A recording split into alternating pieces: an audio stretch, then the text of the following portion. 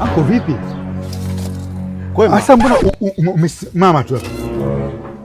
Wewe umeniambiaje kwa? Mimi nikwambia nenda kaangalie mifugo. Na hapa mimi nafanyaje? Man, Adam. Angalia mifugo kama kuna maji, pumba. Uongeze kule. Wewe umeniambiaje mjomba? Nenda kaangalie mifugo. Na hapa nafanyeje? Kule ulisema wewe kaangalie maji kama yapo, kaangalie pumba kama zipo. Si ulisema kaangalie mifugo, au sio wewe?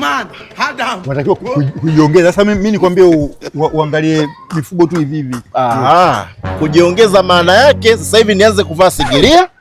Sasa hivi nianze kuvaa gagulu, sio? Ukipewa sentensi ndogo lazima uelewe inamaanisha nini.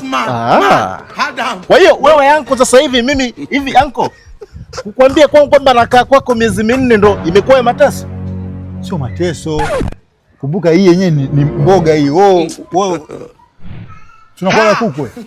Nakula, ila wewe mjomba nitakapokwenda zangu Italy utapata shida sana.